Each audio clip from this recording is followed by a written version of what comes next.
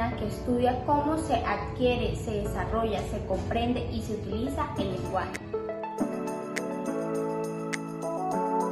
¿Cuáles son los objetivos de la psicolingüística? Es comprender los aspectos evolutivos contribuyendo al desarrollo entre pensamiento y lenguaje, y a su vez comprender las capacidades lingüísticas del habla, su estructura y sus respectivas funciones. Aunque no se formuló la teoría psicolingüística completa, se sentó bases para las disciplinas al conectar la mente y el lenguaje en un enfoque experimental.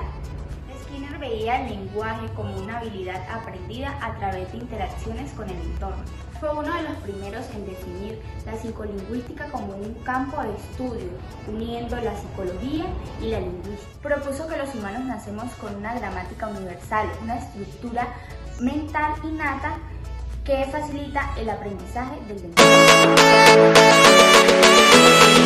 Los aportes hacia la psicolingüística fueron planteados por diferentes pedagogos, psicólogos, pensadores y filósofos. Entre ellos está Aristóteles, quien establecía la relación entre pensamiento, lenguaje y comunicación. Este nos decía cómo nosotros recibimos un mensaje, creamos un concepto diferente y lo transmitimos de una manera más clara y concisa. Otro aporte de la psicolingüística fue el filósofo Platón, quien propone ideas sobre el lenguaje y su relación, cómo esta es la base de la comunicación entre los individuos y cómo a su vez se usan las diferentes lenguas para codificar un mensaje y luego transmitirlo, así como decía Aristóteles, de una manera más clara y concisa, de modo que el receptor la reciba de una manera más eficaz. Explica cómo se desarrolla la relación entre ideas, palabras y comunicación. ¿Quién era John Locke?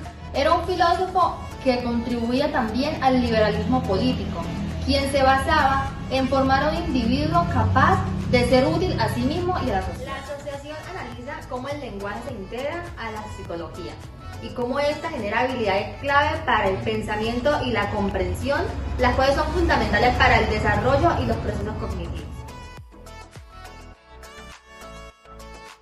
En 1896, Wilhelm Wundt publicó el libro Principios de la Psicología, en el cual relaciona el lenguaje con el pensamiento. En este año se desarrollaron teorías entre el lenguaje y el desarrollo de la mente, sentando bases para futuros estudios psicolingüísticos.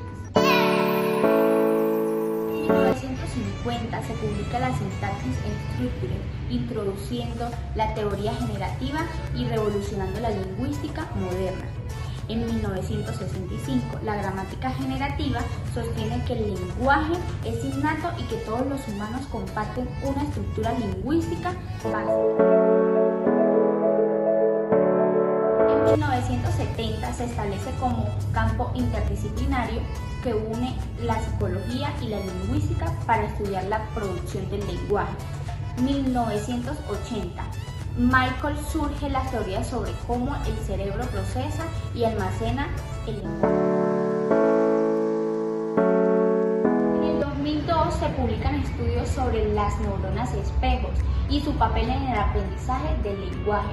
En el 2010 se estudia la relación entre el lenguaje y la cognición, investigando cómo los idiomas influyen en nuestros pensamientos. Sugiere que los primeros lenguajes se desarrollaron como onomatopeyas, imitando sonidos naturales.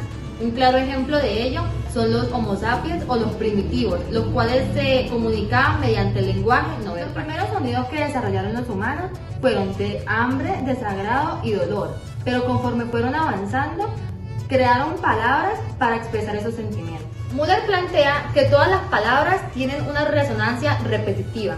Por naturaleza, nosotros los seres humanos repetimos constantemente lo que escuchamos. Esta teoría consiste en que el lenguaje surgió del juego, el canto y el amor.